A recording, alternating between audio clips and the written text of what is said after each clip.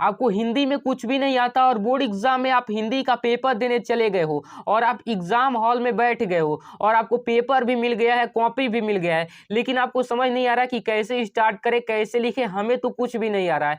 आप मतलब कि बच्चों के मुंह देख रहे हो कि वो बच्चा लिख रहा है, वो बच्चा लिख रहा है, लेकिन आपको कुछ नहीं आ रहा है, इत्तू सा भी नहीं आ रहा है हिंदी में। तो आज की इस वीडियो में आपको बताएंगे कि हिंदी में अगर आपको कुछ भी नहीं आ रहा है तो क्या ट्रिक लगाओगे कि आप हिंदी में पास हो जाओगे। और पास होने का तो बात अलग है, मान लीजिए कि आप हिंदी में आपका 70 नंबर का पेपर है तो इस वीडियो से आराम से 55 नंबर ला दोगे, ठीक है ना, 55 नंबर आराम से ला दोगे। बहुत बेहतरीन ट्रिक है, ट्रिक को जानने के लिए वीडियो में अंत तक बने रहिएगा। ऐसा ट्रिक पूरे यूट्यूब पर कोई नहीं बताएगा, पूरे यूट्यूब पर कोई नहीं बताएगा। बहुत बेहतरीन ट्रिक लेकर आ चुका हूं। अगर आपको थोड़ा सा भी हिंदी में नहीं आता तभी भी आप 70 में 55 नंबर बिल्कुल आराम से लेकर आ सकते हो। तो चलिए वीडियो को स्टार्ट करते हैं। तो देखिए सबसे पहले ऐसी ही आपकी कॉपी मिलेगी आपके बोर्ड एग्जाम में, ठीक, ऐसी ही कॉपी मिलेगी। कॉपी कैसे फिलअप करना है उस पर वीडियो बना दिया हूं, देख लीजिएगा अच्छे से, ठीक। तो आपको कॉपी मिलते ही क्या करना है, सबसे पहले स्केच ले लेना है, यानी कि स्केल लेना है, ठीक। स्केल से आपको क्या करना है कि सबसे पहले ही आपको अच्छे से ये आएगा ना, ये चीज आपको अच्छे से करने आने चाहिए, ठीक। अच्छे से हाशिया खींच देना है, ठीक, ऐसे हाशिया खींच देना है अच्छे से।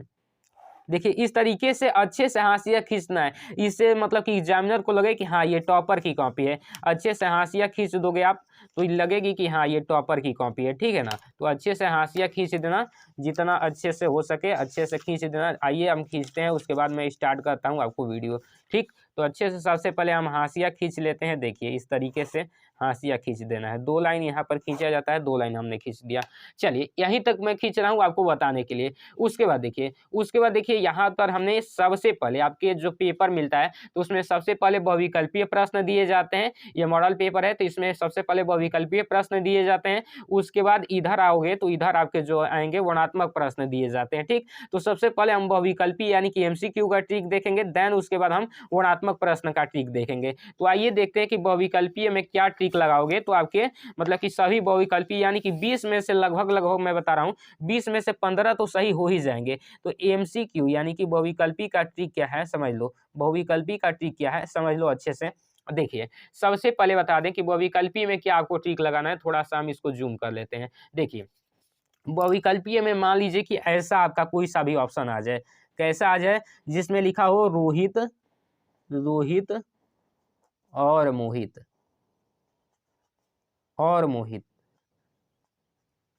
ठीक है ना। और लगाकर यदि आपके किसी भी ऑप्शन में ये और लगा हुआ हो, और लगाकर 2 शब्दों को जोड़ा गया हो, ठीक है ना, तो इसको इसको एकदम अच्छे से गोला कर देना, यानी कि इसको ही ट्रिक लगा देना। 95% की चांसेज है, ये तुक्का ट्रिक है, ठीक है ना, 95% का चांसेज है यही आपका आंसर सही होगा और यही सही भी रहता है, ठीक है ना।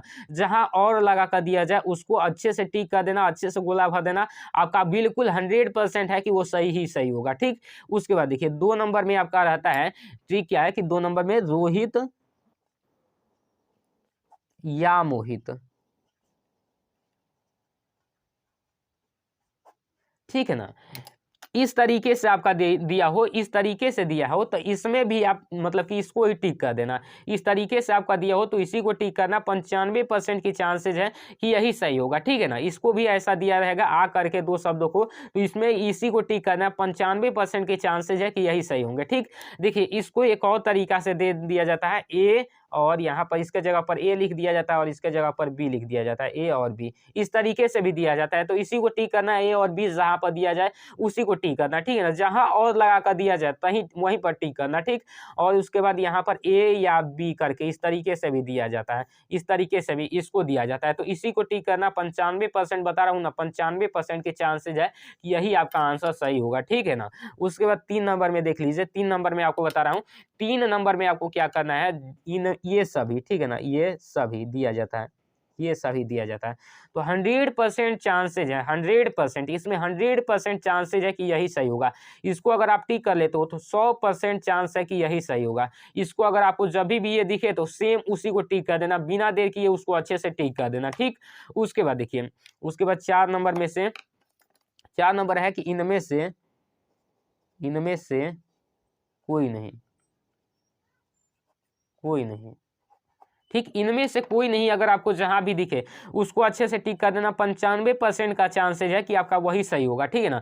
इनमें से कोई नहीं अगर आपको कहीं पर भी बहुविकल्पीय में दिखे तो आपको वही उसी को टिक कर देना है, उसी को टिक कर देना है। इससे आपको मतलब कि 95% की चांसेज है कि आपका वही सही होगा, ठीक है ना। 95% का चांस है।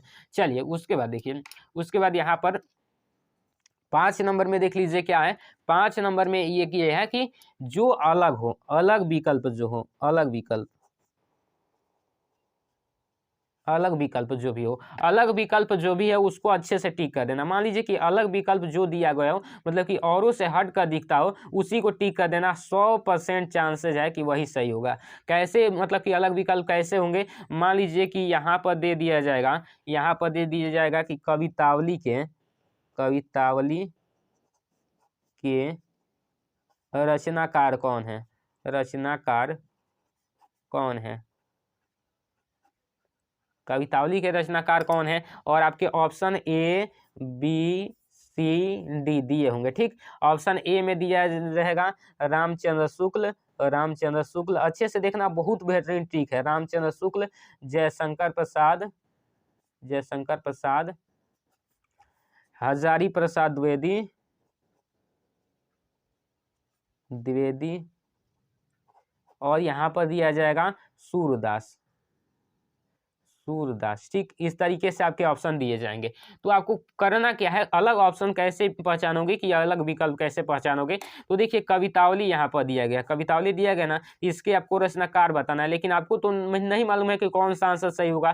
तो देखिए ये जो आचार्य रामचंद्र शुक्ल हैं ये लेखक हैं, जयशंकर प्रसाद भी लेखक हैं और हजारी प्रसाद भी लेखक हैं, ये तीनों लेखक हैं, ठीक है ना, ये तीनों लेखक हैं। लेकिन इनमें एक सूरदास जी जो हैं वो कवि हैं, यानी कि सूरदास जी का ऑप्शन मतलब कि सभी से अलग है, यानी कि 100% चांसेज है कि यही आपका सही होगा। देखिए ये सही भी है, कवितावली के जो रचनाकार है वो सूरदास जी है। तो इस तरीके से जो भी आपको अलग विकल्प दिखे उसी को टिक करना। 100% बोल रहा हूँ कि आपका वही सही होगा, ठीक है ना। चलिए यहाँ पर ये बहुविकल्पी का मतलब कि हो गया। अगर इस ट्रिक को बहुविकल्पी में लगा लोगे तो 20 में से 15 आराम से सही हो जाएंगे, 100% बोल रहा हूँ, ठीक।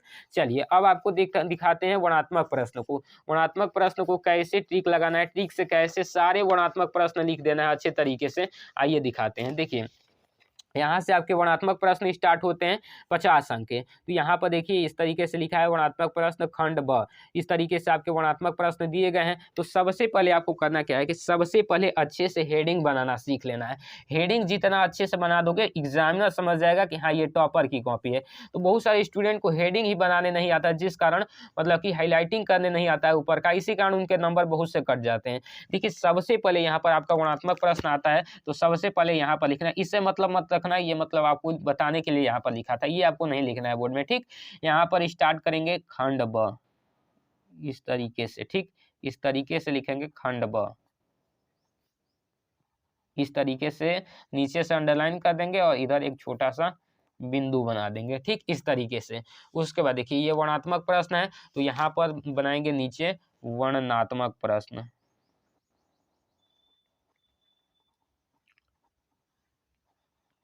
वर्णनात्मक प्रश्न इस तरीके से बना देंगे। उसके बाद इसको इस तरीके से कर देंगे, ठीक। उसके बाद देखिए प्रश्नोत्तर 1 हम कर रहे हैं, प्रश्नोत्तर 1, तो यहाँ पर लिखेंगे हम क्या, प्रश्नोत्तर 1। देखिए यहाँ पर प्रश्नोत्तर 1 लिखेंगे अच्छे से, प्रश्नोत्तर,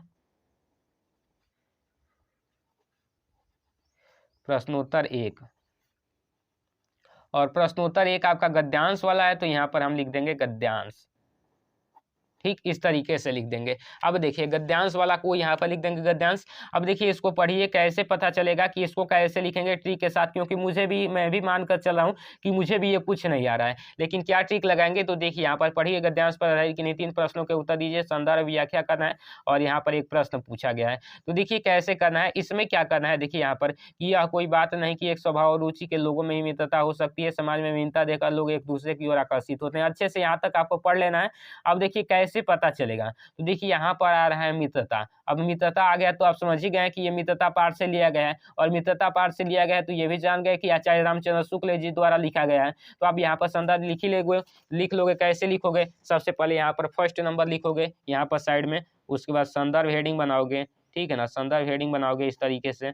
उसके बाद संदर्भ में क्या लिखोगे अच्छे से कि प्रस्तुत प्रस्तुत गद्यांश हमारी पाठ्य पुस्तक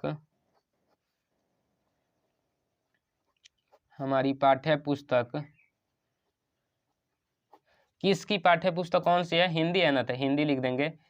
हिंदी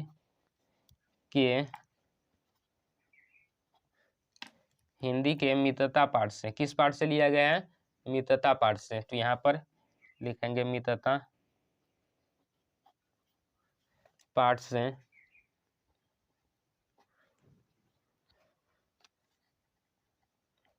लिया गया है।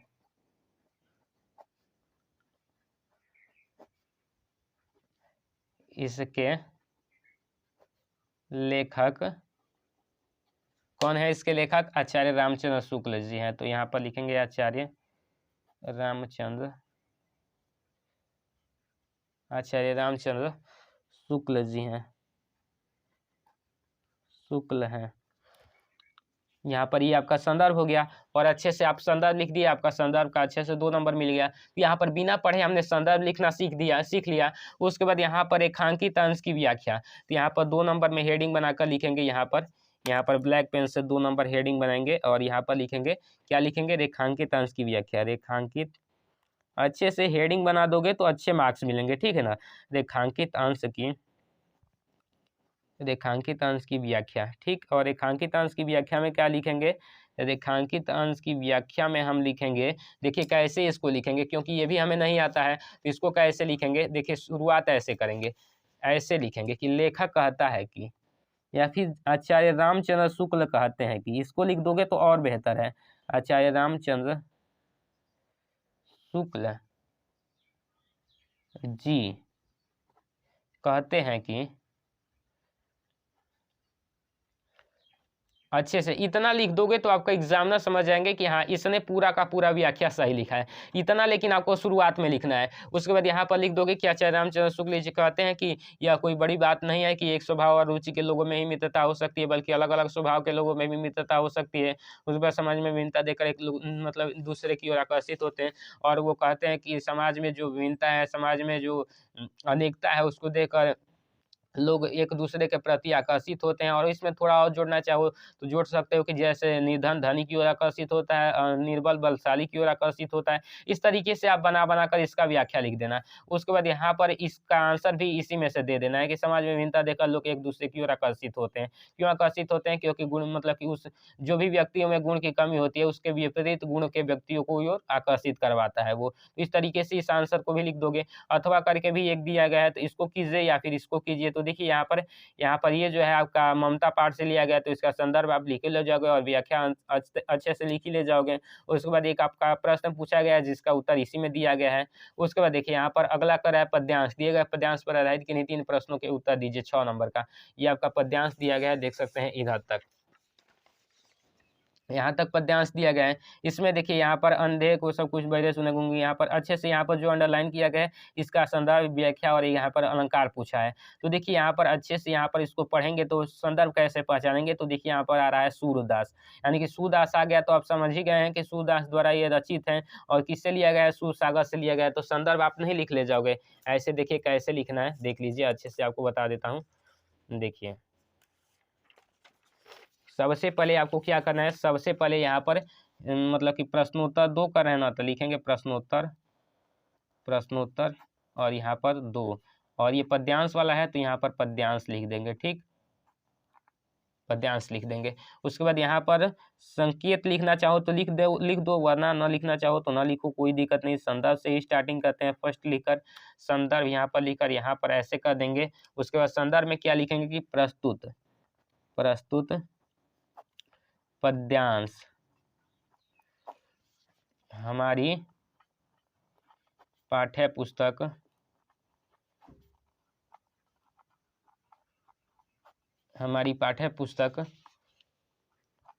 हिंदी, हमारी पाठ्य पुस्तक हिंदी के सूरदास द्वारा, आपको बता ही दिया कि सूरदास यहाँ पर आ रहा है तो सूरदास द्वारा रचित है, सूरदास द्वारा रचित।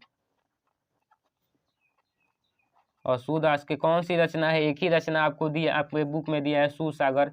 यहाँ पर सूरसागर सुसागर से अवतरित हैं।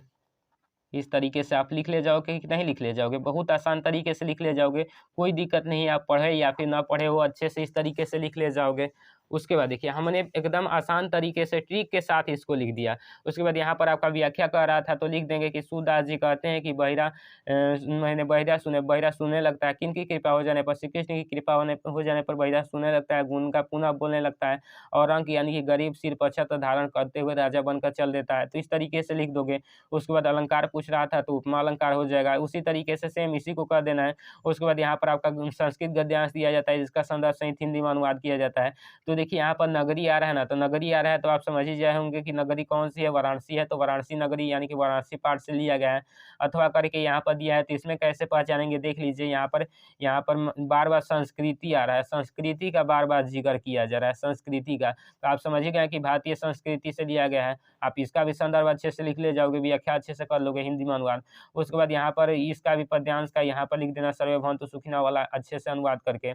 उसके बाद देखिए, उसके बाद खंड काव्य आता है तो जो आपके जिले में खंड काव्य लगता है उसको तैयार कर लेना, आपका ये 3 नंबर फिक्स हो जाएगा अच्छे से। उसके बाद यहाँ पर आता है जीवन परिचय जो कि मोस्ट इंपॉर्टेंट। देखिए 6वां का काम में पूछता है कि किसी एक का जीवन परिचय देते हुए उनकी एक प्रमुख रचना का उल्लेख कीजिए, ठीक है ना। तो जीवन परिचय किसी एक का देना है, लेखक का यहाँ पर सबसे पहले कर रहा है। तो यहाँ पर लिखेंगे, ये तो आप मतलब कि आगे तक कर लीजिएगा, यहाँ पर मैं बता दे रहा हूँ। यहाँ पर प्रश्नोत्तर 6 का क वाला, ठीक, 6 के क वाला में यहाँ पर कौन सा? लेखक परिचय। तो यहाँ पर लिख देंगे लेखक परिचय, लेखक परिचय। तो देखिए जीवन परिचय में क्या ट्रिक लगाना है, सबसे पहले यहाँ पर जिनका भी जीवन परिचय करे हो, मान लीजिए कि हम फर्स्ट वाले डॉक्टर राजेंद्र प्रसाद का लिख रहे हैं, डॉक्टर राजेंद्र प्रसाद, ठीक है ना, डॉक्टर राजेंद्र प्रसाद का लिख रहे हैं। अब देखिए लिखने के बाद यहाँ पर जीवन परिचय हेडिंग बनाएंगे, जीवन परिचय, ठीक। हेडिंग बनाने के बाद इस तरीके से कर देंगे। उसके बाद इधर आ जाएंगे, इधर, और यहाँ पर छोटा सा एक डब्बा बना देंगे इस तरीके से। छोटा सा डब्बा बनाकर इसमें क्या करेंगे, इसमें नाम लिख देंगे, नाम, पिता, उसके बाद माता, उसके बाद जन्म, उसके बाद मृत्यु, उसके बाद रचनाएं। ये 5-6 चीज़ें आप लिख देना अच्छे से। देखिए जीवन परिचय में ट्रिक मतलब कोई ट्रिक नहीं काम कर रहा है। जीवन परिचय में अगर आप गलती लिखोगे तो नंबर नहीं दिए जाएंगे। तो जीवन परिचय में ट्रिक काम नहीं करता है। जो बता रहा हूँ केवल उसको तैयार कर लेना। डॉक्टर राजेंद्र प्रसाद का तैयार कर लेना अच्छे से, केवल उनका जन्म और मृत्यु तैयार कर लेना, ठीक है ना। डॉक्टर राजेंद्र प्रसाद का जन्म और मृत्यु और माता पिता का नाम तैयार कर लेना अच्छे से, केवल यही तैयार कर लेना। बीच में कुछ भी लिख देना अच्छे से, आपके मार्क्स मिल जाएंगे। कैसे लिखना है, शुरुआत से ये करना है कि डॉक्टर राजेंद्र प्रसाद का जन्म, जितना भी जन्म हो वो लिख देना, इस गांव में हुआ था, इनके पिता का नाम ये था, इनकी माता का नाम ये था। उसके बाद लिख दीजिएगा कि ये शुरू में पढ़ने में बहुत तेज थे, इनका शुरुआत से ही पढ़ाई में लगाव था। उसके बाद इन्होंने अपनी स्कूली शिक्षा यहाँ से मतलब कि हाई स्कूल कंप्लीट किया। उसके बाद ये बहुत मेधावी छात्र थे, ये हमेशा परीक्षा में अव्वल आते थे यानी कि प्रथम आते थे। ये काम करते थे, ये बहुत मतलब कि अनुशासन मतलब थे, मतलब कि हर एक लोगों का आदर सम्मान करते थे। जोड़-जोड़ कर लिख देना, लेकिन ये 5 चीज़ें, और बाद में लिख देना कि इनकी मृत्यु, जितने में मृत्यु हुई थी वो चीज़ें याद रखना, वो लिख देना। और डॉक्टर राजेंद्र प्रसाद और जयशंकर प्रसाद, यही 2 तैयार कर लेना। 100% गारंटी के साथ बोल रहा हूँ कि यही आएँगे। 2 ये तैयार कर लेना। और कवि में आपको तैयार कर लेना है सूरदास का भी जीवन परिचय ऐसे ही लिखना है। उसके बाद दूसरा नंबर में तुलसीदास का तैयार कर लेना, तुलसीदास का। 100% बोल रहा हूँ कि ये चारों तैयार कर लोगे तो आपका 10 नंबर बिल्कुल फिक्स हो जाएगा, जो कि अच्छा मार्क्स होता है, ठीक। उसके बाद यहाँ पर श्लोक लिखने को आता है तो आप लिख ही ले जाओगे। उसके बाद यहाँ पर निबंध आता है, तो निबंध में सबसे पहले क्या करना है देख लीजिए। निबंध में सबसे पहले प्रस्तावना, रूपरेखा लिख देना है। रूपरेखा में सबसे पहले प्रस्तावना लिख देना है। उसके बाद मध्य भाग जो भी अपने मन से बनाकर लिख देना, और लास्ट में उपसंहार लिख देना, और इसको हेडिंग वाइज हेडिंग अच्छे से छाप देना अच्छे तरीके से। उसके बाद पत्र लिखना सीख लीजिए, 4 नंबर आपका फिक्स हो जाएगा। तो आज के शुरू में आपको बहुत बेहतरीन तरीके से बता दिया। तो वीडियो कैसे लगे कमेंट में जरूर बताइएगा। मैं मिलता हूँ आपको इसके नेक्स्ट वीडियो में, तब तक के लिए जय हिंद, वंदे मातरम।